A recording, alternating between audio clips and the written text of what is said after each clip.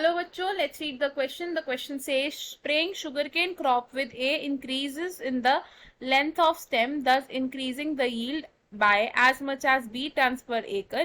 C does not occur naturally in plants.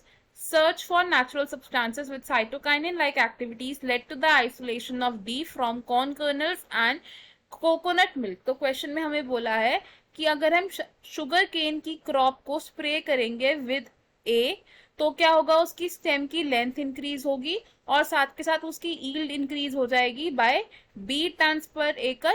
And second part में हमें क्या बोला गया है कि नेचुरली प्लांट्स में सी की अकरेंस नहीं होती है और साइटोकाइनिन जैसी एक्टिविटीज शो करने वाले नेचुरल सब्सटेंसेस की सर्च करते करते क्या हुआ था, आइसोलेशन किया गया था डी का।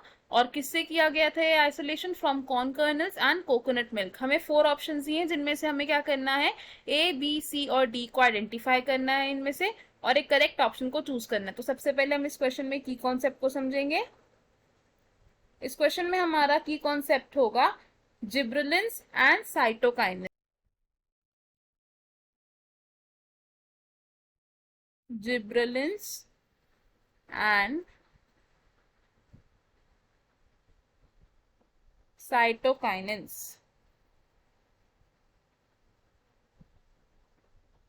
तो सबसे पहले बात करेंगे जिब्रेलिन्स की। जिब्रेलिन्स क्या होते हैं? ये होते हैं प्लांट ग्रोथ प्रमोटर्स।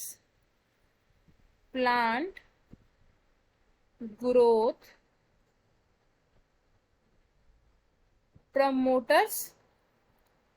और जिब्रेलिन्स क्या क्या रोल प्ले करते हैं इन प्लांट? सबसे पहले तो जिब्रेलिन क्या करते हैं, सेनेसेंस को डिले करते हैं, डिले सेनेसेंस। एंड जिब्रेलिन का और क्या रोल होता है, ये एक प्लांट में एक्सेस की लेंथ को इंक्रीज करते हैं, यानी कि increase length of plant axis. और प्लांट एक्सेस को हम कैसे बोल सकते हैं, स्टेम बोल सकते हैं इसे। जिब्रेलिन्स का एक और काम है कि जिब्रेलिन्स क्या करते हैं, फ्रूट को इलोंगेट करने में हेल्प करते हैं, इलोंगेशन ऑफ फ्रूट। अगर हम शुगर केन की क्रॉप की यील्ड और लेंथ इंक्रीज करना चाहते हैं तो हम क्या कर सकते हैं, उसको जिब्रेलिन से स्प्रे कर सकते हैं। शुगर केन को अगर हम स्प्रे कर दें, spray with gibberellins,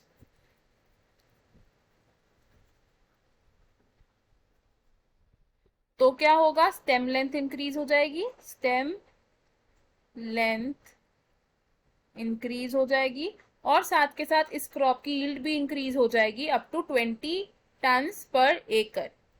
and yield increase up to 20 tons पर एकड़। नेक्स्ट हार्मोन की अगर हम बात करें वो क्या था, साइटोकाइनिन्स। साइटोकाइन, तो साइटोकाइनिन्स को डिस्कवर किया गया था as kinetin, discovered as kinetin. और ये जो काइनेटिन है ये प्लांट्स में नेचुरली प्रेजेंट नहीं होता, नॉट प्रेजेंट नेचुरली। अब साइटोकाइनिन जैसी एक्टिविटीज को शो करने वाले सब्सटेंसेस की जब खोज चल रही थी, यानी कि जब उनकी सर्च चल रही थी, search for substances like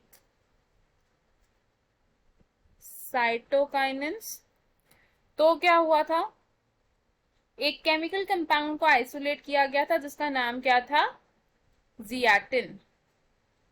zeatin was isolated।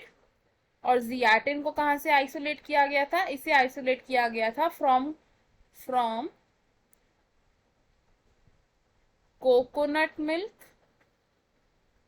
And corn colonel's. तो हमें हमारे क्वेश्चन का आंसर मिल गया। हमें जो ब्लैंक्स दिए थे इनके आंसर्स क्या होंगे, A blank will be gibberellins,